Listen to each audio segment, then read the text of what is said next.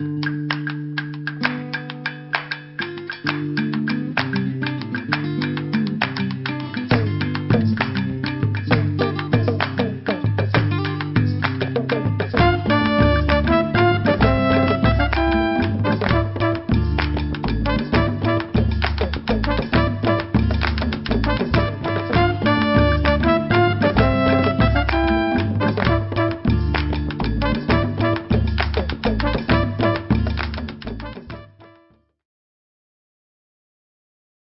siento muy honrado en estar acá. Quisiera hacer algunos agradecimientos previos a esta pequeña charla, sobre todo recordando a algunos de los grandes poetas que nacieron acá. Hablo de personas que son algo mayores que yo, pero que fueron contemporáneos cuando yo era joven. Perdonen la distancia, yo hace mucho tiempo que dejé de ser joven. Y me gustaría agradecerle primero a esta casa, al Centro Cultural Leonardo Fabio. Me gustaría agradecerle a todas las autoridades que han hecho posible que yo esté aquí. Me gustaría agradecerle también profundamente a mi amigo, al colega, al poeta que acaba de presentarme, Antonio Tello. Y también me gustaría invocar el nombre de Glauce Baldovín, el de Julio Requena y de Osvaldo Guevara. Pasado esto, voy a intentar decir lo que yo creo de la poesía y qué relación encuentro yo o trato de encontrar con ese bello poema que, tal cual lo explicara Antonio, fue Sur, un tango emblemático que alguna vez o por primera vez lo grabara ya por la década del 40 Edmundo Rivero con la orquesta de otro emblema de la cultura popular, que era Aníbal Troilo. Digamos que Homero Mansi nació en 1905 y murió en el año 1943. Es decir, no tuvo una vida muy extensa.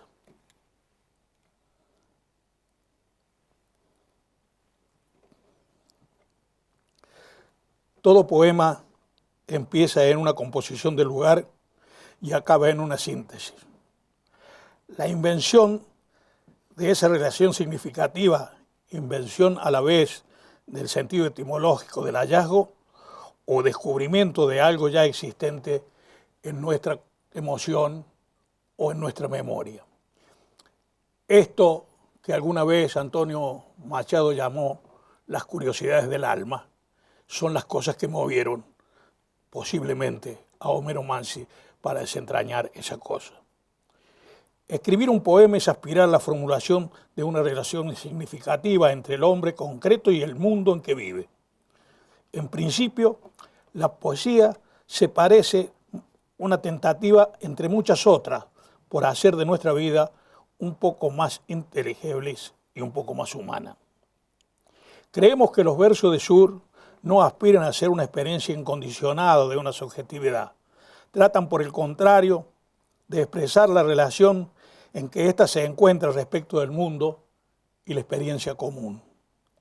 Esa relación entre los dos factores, experiencia común y subjetividad, lo que poéticamente interesa, ambas son una relación particular que constituyen un tema poético. Entonces, la poesía será la obra del hombre para el hombre y casi siempre está sujeta a los cambios y las mudanzas del hombre mismo. Alguna vez decía Homero Mansi cosas como esta: quizás el drama de ser hombre de mundo, de ser hombre de América, de ser hombre argentino, me han impuesto la tarea de amar todo lo que nace en el pueblo, de amar todo lo que llega al pueblo, de amar todo lo que escucha el pueblo.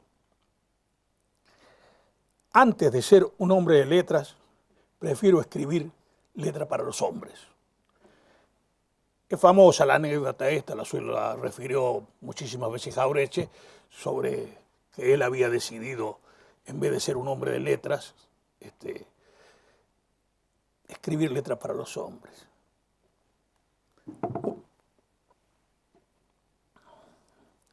La historia de la poesía podría decirse que es la historia de la literatura misma. No son más que fragmentos de la historia, que siempre es el hombre el que está involucrado en esta cosa. Aceptando que la poesía aparece en el entramado de la historia y que la historia es evolución, es fácil comprender a algunos poetas que no se plantean el problema de la eternidad del poema o se lo plantean invirtiendo los términos clásicos, sin buscar asentimiento futuro, que es eso a veces, como tratar de acertar en el blanco, cerrando los ojos cuando el blanco está en movimiento. Es necesario aceptar al tiempo que se conoce y dirigirse al hombre con el que se limita, con el que se convive. Diríase que el poema es un hecho social, denominacionalmente segura poco feliz, y que sirve muchas veces para entendernos y otras para confundirnos. Pero el poema también es una actitud moral, un compromiso respecto de las cosas más graves que suceden en la historia y que de alguna manera estamos protagonizando. Entonces, la poesía debe decir, tal cual lo afirma Antonio Requeni. A esa poesía se le oponen frecuentemente reparos en nombre de la libertad de creación artística.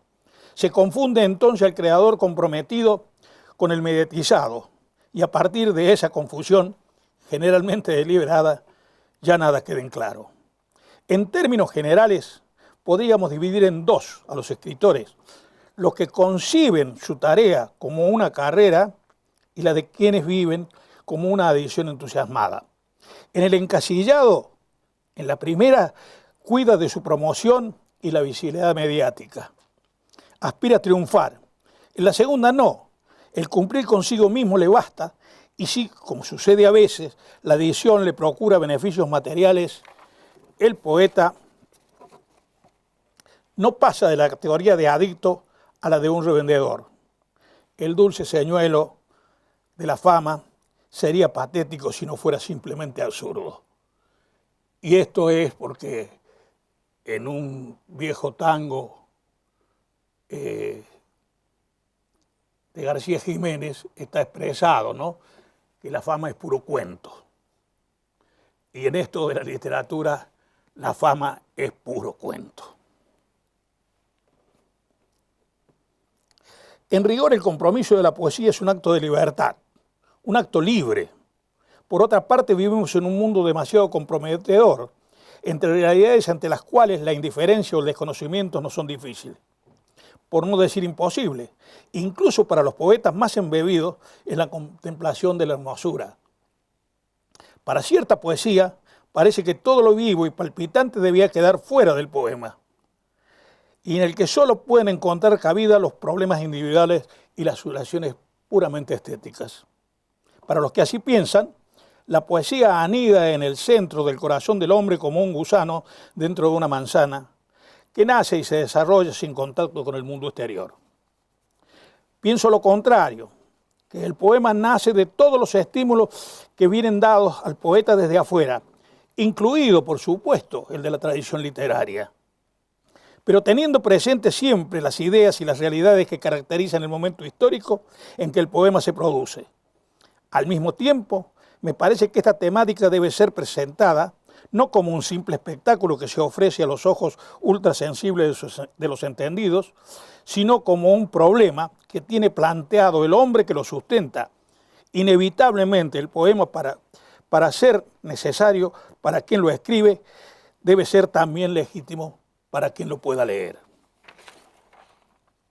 El poema Sur data de 1948. Decimos que Homero Mansi nació en 1906, murió en el 48, murió en el 52, perdón. O sea que se pasó 40 años para escribir este poema. 40 años trabajó este poema. Algo así como Baudelaire, que también estuvo 50 años trabajando su libro. Claro, después cambió toda la literatura Baudelaire.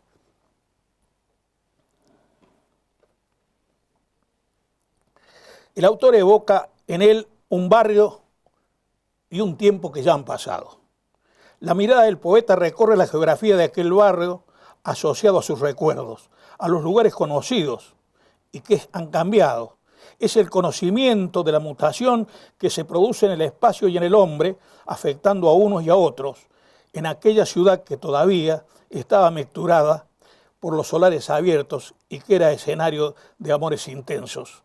Amor a esa ciudad y amor a ese barrio fundidos en el paisaje son las cosas que ha observado Homero Mansi. La poesía no es una manera de escribir, es más bien un modo de vivir y percibir el mundo. Yo diría que el poeta lo es por su manera de situarse ante el mundo. Un mundo presente y también ese mundo pasado, donde a veces la nostalgia hace de único elemento, como en este caso sucede con el Barrio Sur. Homero transcribe en esta descripción la nostalgia y su nostalgia y nuestra propia nostalgia, creando un puente que nos traslada hacia el recuerdo de similar intensidad. Podemos imaginar ese sur y a la vez pensar en los puntos cardenales que nos sumen a lo que fuimos. Fuimos también es un bellísimo poema de Homero Mansi. Este poema pone en el deseo la nostalgia, la ausencia, lo que se ha perdido o no se quiere perder, lo que recuerda una historia feliz que le fue propia en su niñez y en su adolescencia. A veces se torna difícil escribir una buena historia feliz. A veces confundimos la felicidad con las felicidades, con ciertos momentos transitorios de dicha o alegría. La felicidad abstracta y absoluta no existe y se escribe justamente para mostrarla desde nuestra subjetividad, porque esa felicidad de alguna manera ha sido cierta. Existen pequeños instantes de felicidad o alegría fugarse, y si se consigue perfeccionarlos en la memoria, pueden ayudar a vivir durante muchísimos años. La poesía también es un intento por eternizar estos momentos. El poema Sur es una puerta que se abre hacia todos nosotros, porque todos, de una u otra manera, hemos sentido nostalgia por las cosas que han pasado. Homero Mansi nos deja este poema para que recordemos y exploremos algunos rincones de nuestra alma, no siempre frecuentados. Quizás Sur sea un tesoro desparramado entre nosotros, acunado con el amoroso acento de la nostalgia, el de la gente humilde, sufriendo entre tantas otras cosas el desprecio de cierta crítica corta de vista. Mansi dispone de una particular sensibilidad para nombrar el paisaje y transformar las cosas muertas en imágenes vivas. Y los motivos de su Barrio Sur son las casas, sin salas, sin corredores profundos. Son los hombres traídos por la marea y las mujeres con los pañuelos atados a la cabeza, de estos argentinos que estaban fundando sin saberlo al hijo de la patria nueva. Tal vez ese mismo cielo y esa misma mañana y las estrellas de siempre, que son del mismo color del barrio y los amores parecidos de la gente sencilla. El universo barrial de Mansi no es el de Jorge Luis Borges. Aquí no hay linaje de cuchilleros y malevos que fundan la secta del coraje y la bravura. Por el contrario, en el recuerdo del autor de Sur, todo transcurre de una manera apacible. No hay querellas ni rencores, todo se diluye en un recuerdo teñido por una evocación dulce, que por discreta y delicada logra resistir la tentación de caer en el sentimiento rampón y liviano. Sur no es un poema, es un poema de sentir hondo, muy hondo, y tal vez enmarcado en nuestra propia historia. Todos llevamos en el recuerdo, como esas fotos de color sepia, aquella melena de novia. Todos fuimos Mansi, que se descubre recostado en la vidriera, esperando. ¿Quién no contempló luna suburbana? ¿Quién no caminó sin querella, tomado de la mano de un amor? Sur recorre la geografía del barrio asociado a sus recuerdos a imágenes conocidas que han cambiado en el reconocimiento de la mutación que se produce en el espacio y en el hombre, afectando a unos y a otros. Digamos también que el poema Sur renovó la letra del tango, reemplazando en sus temas los amores tumultuosos y dramáticos por la cotidianidad de los barrios. Quizás sea Sur el más nítido y emblemático de los tangos y de esta afirmación. Veamos lo que dice él respecto de los barrios, ¿no? Si no entendés, escuchá lo que te digo, que los barrios son testigos de que cuento la verdad. Esto lo dijo después de haber renovado y creado una poesía sin caer en las implicaciones de la sensibilidad imparcial. No será ocioso recordar que en los barrios, muchos de ustedes seguramente viven por ahí, había diríamos un pacto entre los vecinos, que era no ignorarse. Y una cosa que un poco desapareció por las grandes ciudades, bueno, por el progreso, digamos, pero que, bueno, existió eso, ¿no? Nadie quería ignorarse. Todo el mundo estaba seguro quién era quién. Podía ser su amigo o no, pero no se desconocía. Mansi relabora contenido sobre el misterio de la poesía y su lenguaje, dando cabida a un tipo de poesía donde no hay palabra, frase o expresión que sea fruto del azar. El poeta elegiaco que fue Homero Mansi evoca en el poema Sur su juventud, su adolescencia, y esto lo hace desde el colegio de Abraham Lupi, desde una ventana donde veía el farol balanceando la barrera y el terraplén. Está de más decir que él era pupilo de la escuela de Abraham Lupi, porque cuando llegó de Santiago del Estero, donde lo trajeron los padres, tuvo que estar internado ahí. O sea que esto que va a contar en Sur son las cosas que él ve desde la ventana de su colegio donde él estaba internado, ¿no?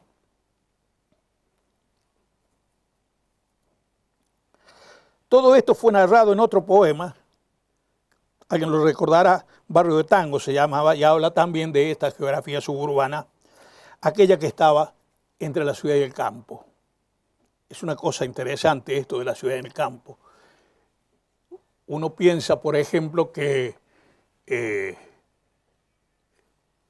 barro y pampa debiera pensarse que estamos hablando de una posición geográfica. En realidad era el nombre de los caballos del herrero.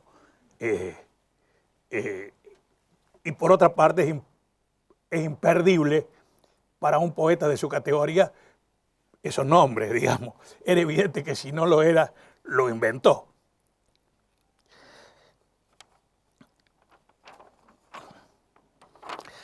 En Barrio de Tango, donde habla de la ciudad y el campo.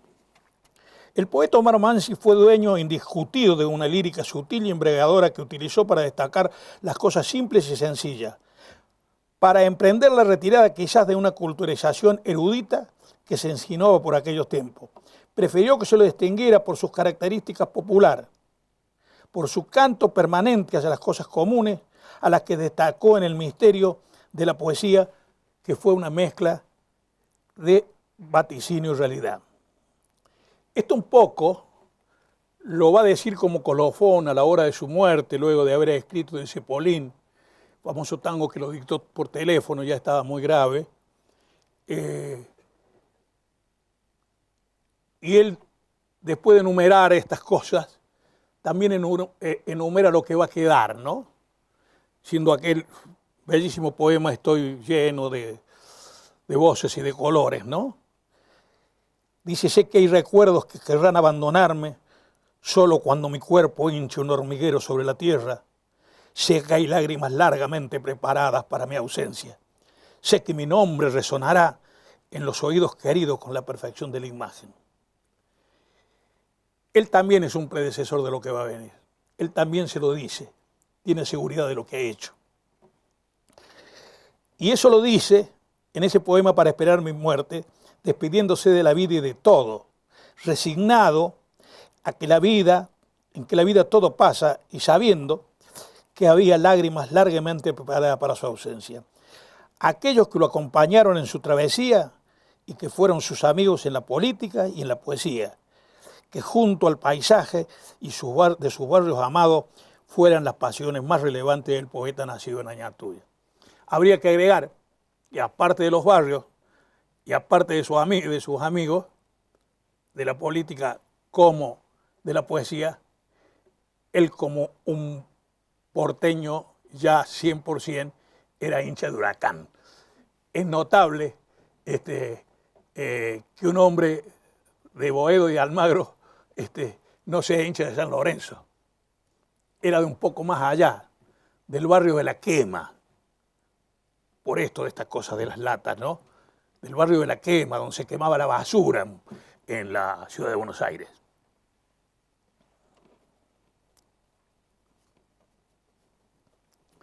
Es posible percibir en los versos de Sur una nostalgia por lo abandonado, tal vez provocada por la soledad en la que caía, o lo que iba dejando atrás, o por los frecuentes momentos que tenía cuando no podía salir de la enfermedad que lo postraba.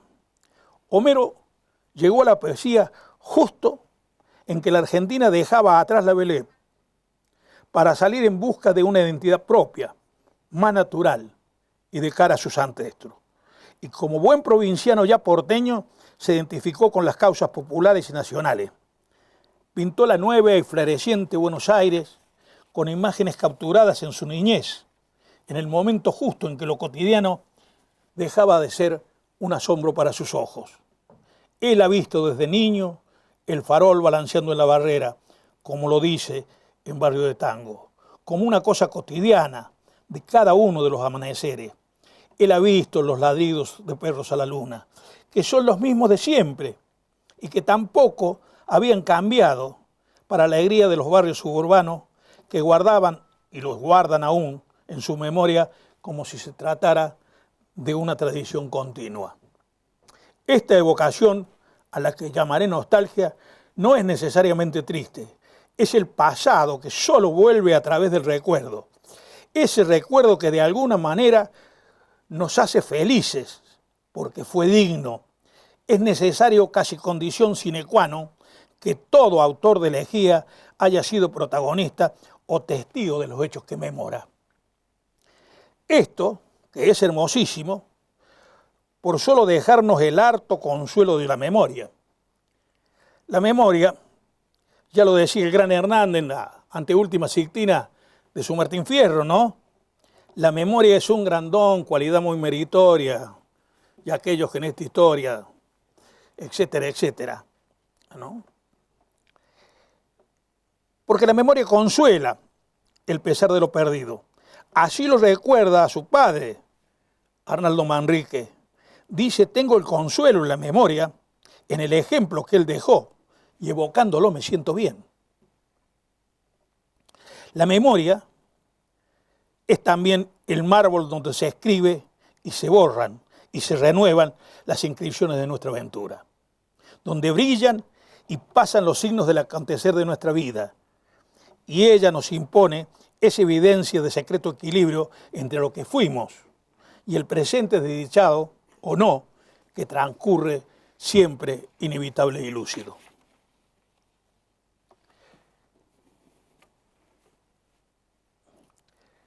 Los temas de la poesía son el amor y la muerte.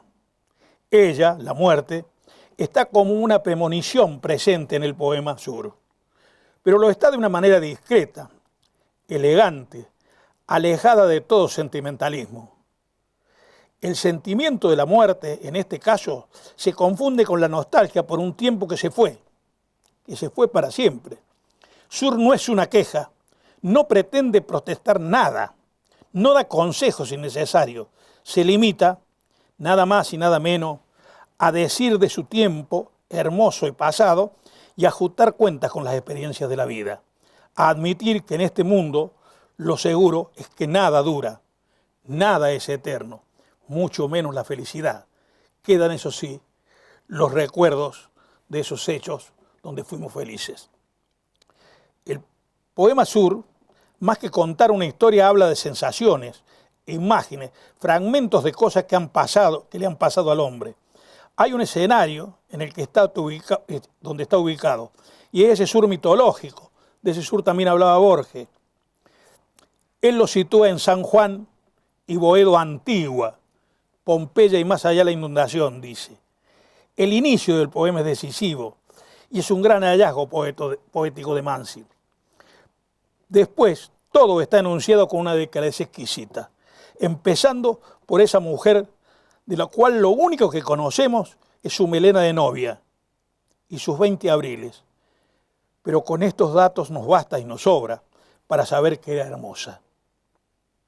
Su melena sobrevive en el recuerdo y su nombre es una fina hebra de seda que flota aún en el adiós desde siempre.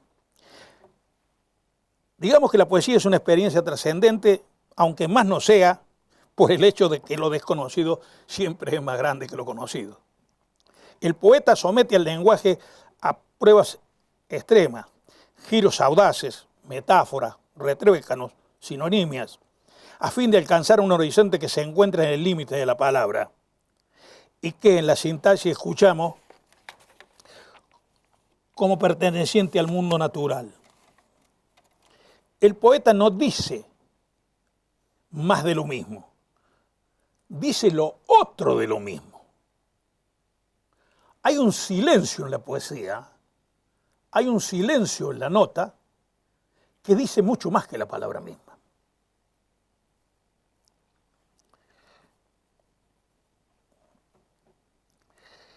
No tiene por finalidad contar ni describir algo preexistente, sino poner en un acto la operación del lenguaje que lo resignifique. Su desafío consiste en darle voz al secreto de los hechos, amenazado por las insignificancias y por el tiempo.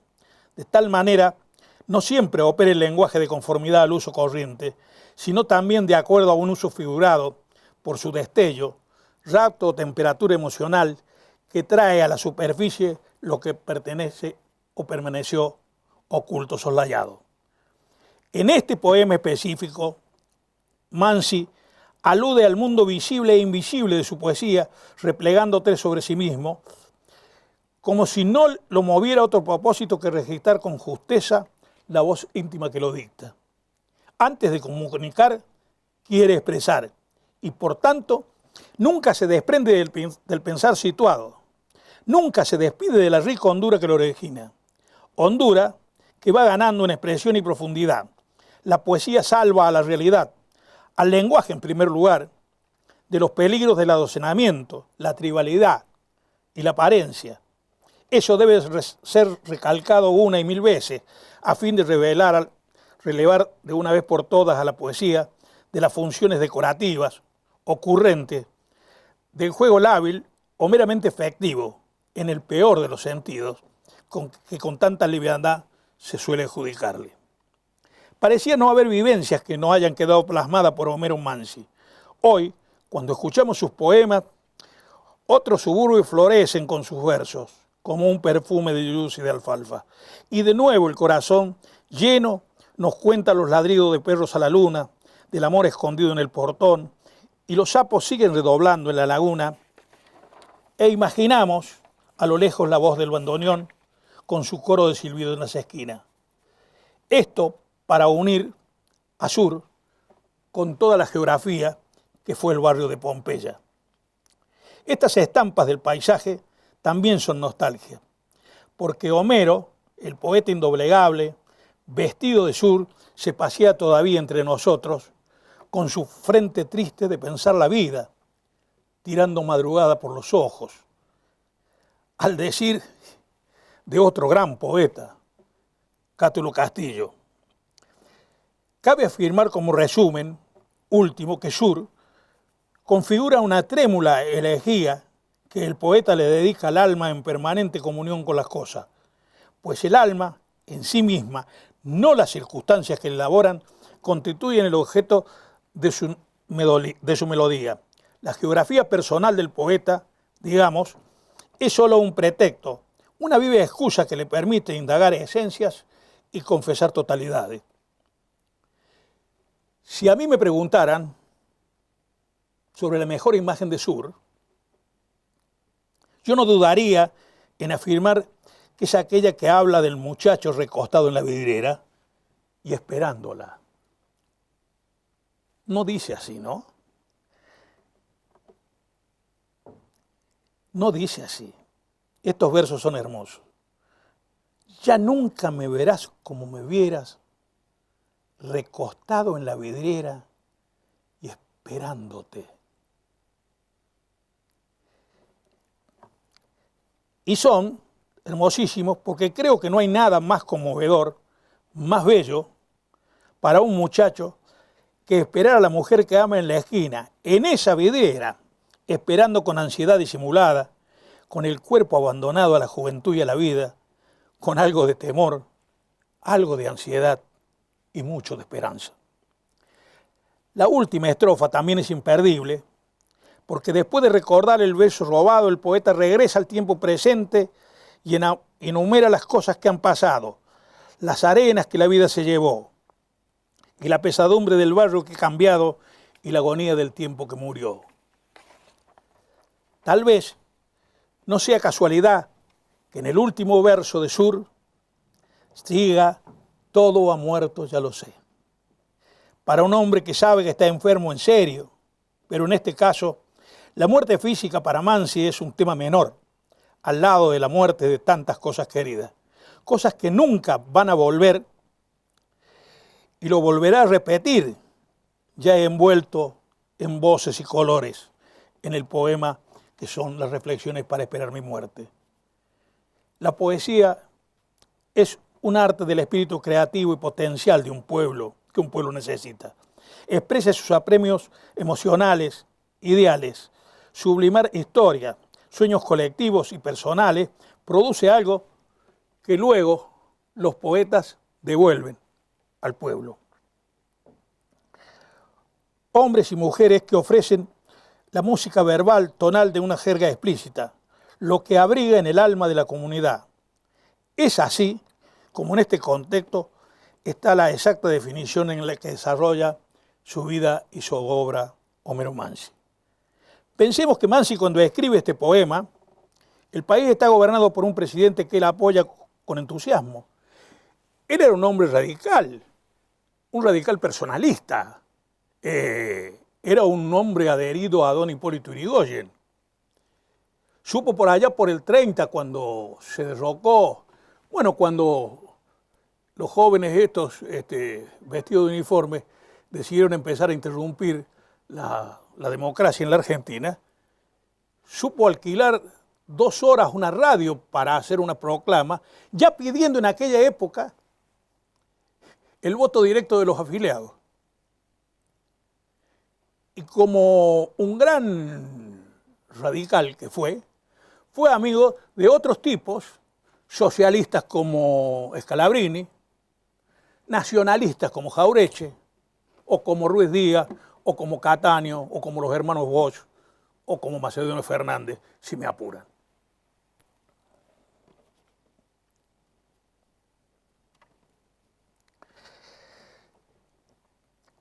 Sin embargo, aquí reside la singularidad de su poesía. Hay dolores, penas y tristezas que no resuelve la política, porque Mansi sabe muy bien que no hay fórmula política feliz que impida al hombre lúcido desconocer, ignorar el silencio, el misterio, el inevitable y doloroso paso del tiempo. A pesar de su angustioso estado, escribió Sur, añorando la lozana juventud de su barrio de adopción. Dijo más o menos esto: San Juan y Boedo Antigua y todo el cielo, Pompeya y más allá la inundación. Caminando en un sueño de retorno hacia el arrabal Camó, seguirá diciendo sur, paredón y después, sur, una luz de almacén. Despidiéndose ya del tiempo florido del idilio, continúa, ya nunca alumbraré con las estrellas nuestra marcha sin querella por las calles de Pompeya. Y más aún, despidiéndose definitivamente de la vida, dirá finalmente, las calles y las lunas suburbanas y mi amor en tu ventana, todo ha muerto, ya lo sé. La voz eligieca de Homero, sobre todo en este poema, resuena con la majestad y la delicadeza de un templo cuyos fieles se conocen, por solitario y desierto que parezcan. Una cosa es la actualidad efímera y otra muy distinta la modernidad temporal de las obras destinadas a perdurar, pese al ostracismo que a menudo sufrieron cuando fueron escritas. La vejez de lo nuevo se reitera a lo largo del tiempo con la expresión de una frescura marchita. En un mundo sobrecargado de palabras, el poema es siempre una epifanía.